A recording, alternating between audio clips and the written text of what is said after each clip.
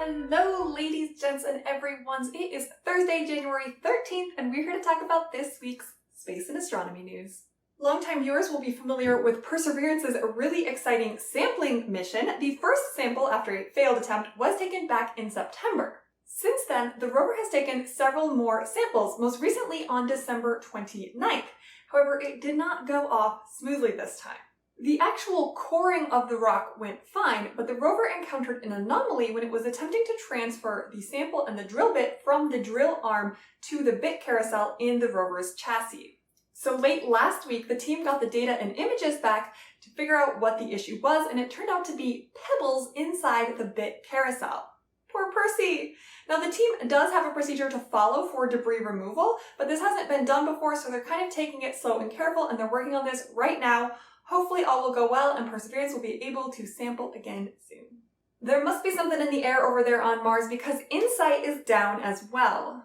The lander went into safe mode last Friday due to a lack of sunlight for its solar panels thanks to a large dust storm. You may know that dust-covered solar panels is what eventually did in the Opportunity rover back in 2018, so this is a very serious concern. Luckily, the team was able to establish contact with the lander this week, and they were able to determine that the lander, while it is still in safe mode and low on power, is healthy and not draining further power. So they hope to bring InSight back to operations sometime next week. Now, InSight landed on Mars back in 2018, and it's currently operating in its extended mission. So the end of its operational lifetime is probably going to be sometime this year, but hopefully not quite yet. For some better NASA news, let's go up to space. So IXPE, the Imaging X-ray Polarimetry Explorer, has started taking science data.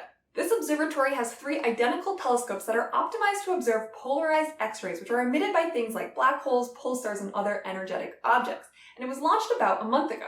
After all the deployments, alignments, checks, and calibrations, IXPE pointed at its first science target on Tuesday, the supernova remnant Cassiopeia A. Congrats to NASA, the Italian Space Agency, and everyone that was involved with getting this observatory up and running. And of course, the newest crown jewel of space telescopes, the James Webb. So I told you last week that the sun shield, a very critical component, was successfully fully deployed, and now I can tell you that the entire telescope has deployed. The 2 wings of the primary mirror were deployed last Friday and Saturday, bringing the telescope to its fully deployed status. However, it doesn't end there. Right now, they're in the process of moving each of the mirror segments and the secondary mirror. Now, each of these segments has actuators attached to it to change its position and curvature, and they have to deploy from their stowed position that they were in for launch into the position they will be used for observations. This is a necessary step before the mirrors can all be aligned, a process which will happen over about 3 months while instruments are also brought online. Webb is still about 10 days away from its insertion into its L2 orbit, but everything is going really well with the JWST, so very exciting news.